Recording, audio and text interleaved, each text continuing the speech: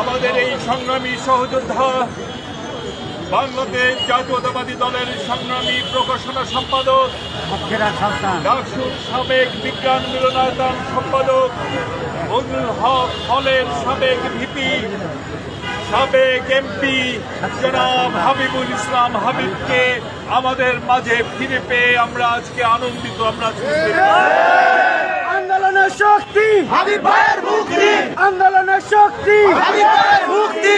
পালিয়ে যাওয়া সরকার, বিদায় নেওয়া অবৈধ সরকার বাংলাদেশের বিচার ব্যবস্থাকে ধ্বংস করে দিয়েছিল। যেই বিচার ব্যবস্থার শিকার হয়ে আমাদের প্রাণপ্রিয় নেত্রী দীর্ঘদিন জেল খেটেছেন, একের পর এক মামলায় তাকে অন্যায়ভাবে সাজা দেওয়া হয়েছে। যিনি জামিন পাবার প্রাপ্য, জামিন পাননি, যে জামিন তার প্রাপ্য ছিল। অথচ আমরা দেখেছি ওই কুখ্যাত হাজী সেলিমদের সাজা হওয়ার পরেও জামিন দেওয়া হয়েছিল।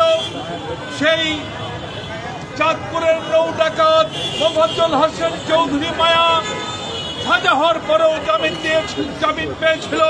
অথচ তিনবারের প্রধানমন্ত্রী, যিনি তার জীবনে কোনো নির্বাচনে হারেননি, তাকে জামিন দেওয়া হয় না।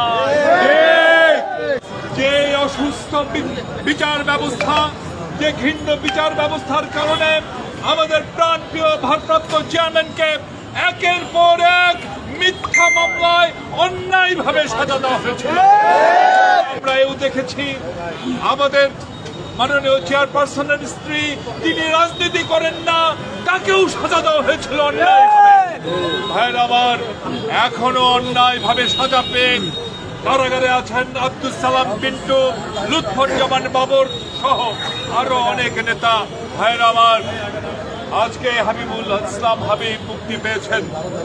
হাবিবুল ইসলাম হাবিব, তাকে নিয়ে গর্ব করতে পারি এই জন্যে যে হাবিবুল ইসলাম হাবিব জানতো যে ক্যাঙ্গারু কোর্টে তার বিচার চলছে, সেই বিচারে তাকে সাজা দেওয়া হবে, এমনকি ফাঁসিও দেওয়া হতে পারে, এই কথাটি হাবিবুল ইসলাম হাবিব জানতো। কিন্তু তিনি চাইলেই সরকারের সাথে আপোষ করতে পারতেন এবং তিনি চাইলেই জেল খাটার ভয়ে বিদেশে পালিয়ে যেতে পারতেন। আমরা গর্বের সাথে বলতে পারি, আমাদের সহযোদ্ধা হাবিবুল ইসলাম হাবিব পালাবার লোক। 4 বছর জেল খাটিয়েছেন। যারা তাকে জেল খাটিয়েছেন তারাই কিন্তু পালিয়ে গেছে।